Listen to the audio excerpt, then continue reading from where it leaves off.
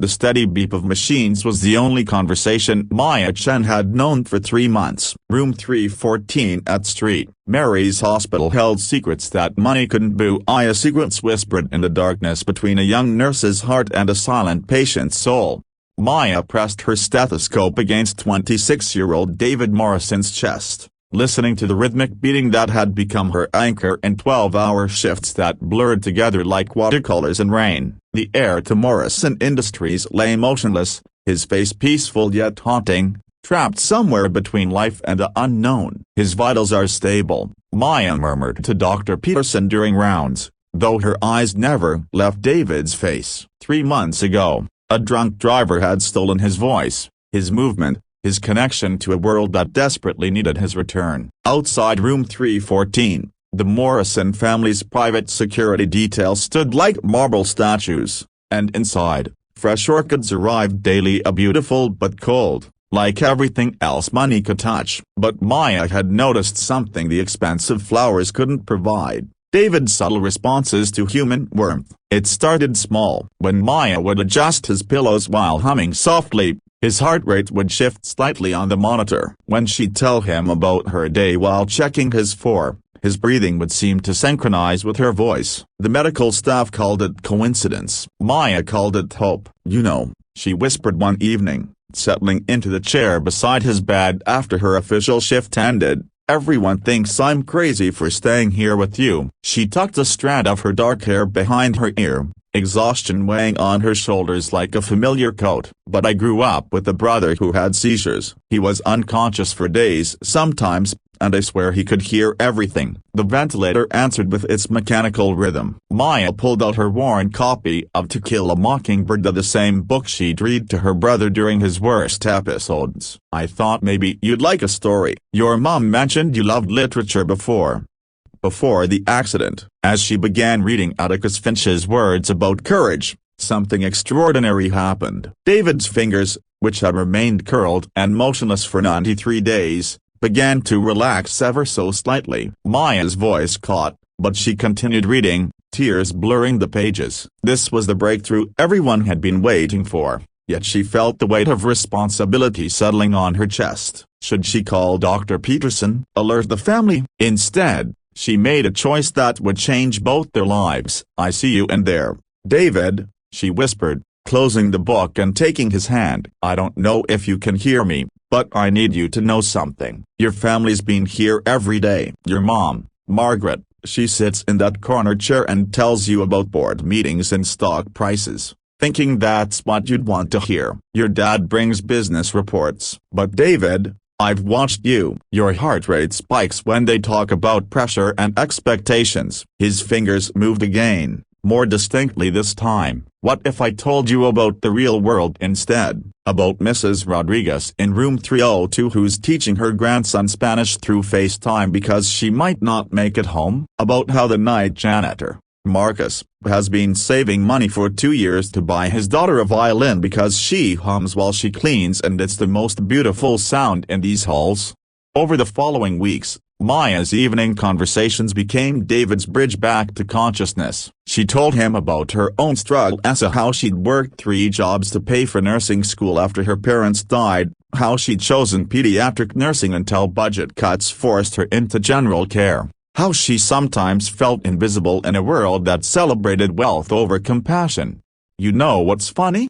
she said one night, noticing his eyelids flutter more frequently. "Everyone thinks I'm here because you're rich. But honestly, David, I stay because you're the first patient who seems to listen or really listen to the stories that matter." The night everything changed started like any other. Maya had finished her rounds and was heading home when she heard unusual activity in room 314. Rushing back, she found David's eyes open, darting frantically around the room as nurses and doctors swarmed. Where is she?" David's voice was barely audible, his throat raw from months of intubation. Dr. Peterson looked confused. "Who, son?" "Your mother's on her way." "The nurse." "Maya." David's eyes searched desperately. "She was reading to me." Maya stepped forward from the doorway, her heart hammering. "I'm here, David." When their eyes met, the room seemed to shrink around them. David's face, pale and thin from months of unconsciousness,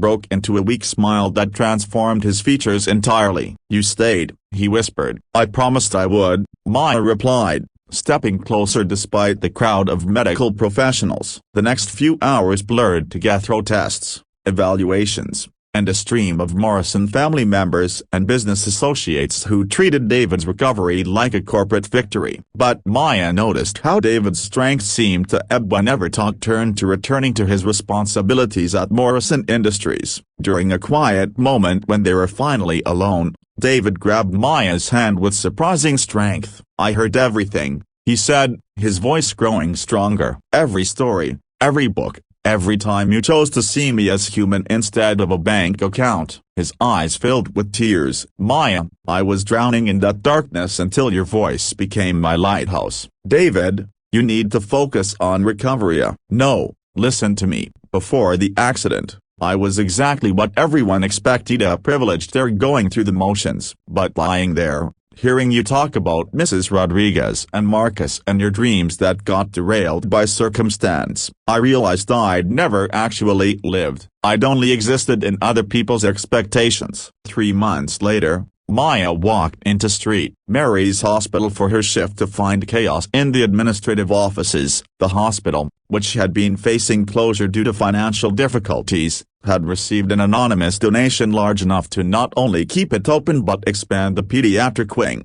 Maya called Dr. Peterson, grinning widely. "Did you hear? We're saved, and we're creating a new position, the Director of Patient Advocacy. Funny thing, though, the donor specifically requested you for the role." Maya's heart skipped as she saw a familiar figure at the end of the hall. David Morrison, walking steadily now, approached with the smile that had become her favorite sight in the world. "I thought you might want to help me figure out what to do with the rest of my inheritance," he said, taking her hands in his. "Turns out, when you almost lose everything, you realize what actually matters." "David, you can't just Maya Chen," he interrupted gently. "You saved my life by treating me like a human being instead of a headline. You showed me that real wealth isn't measured in dollars, it's measured in the lives we touch and the stories we choose to be part of."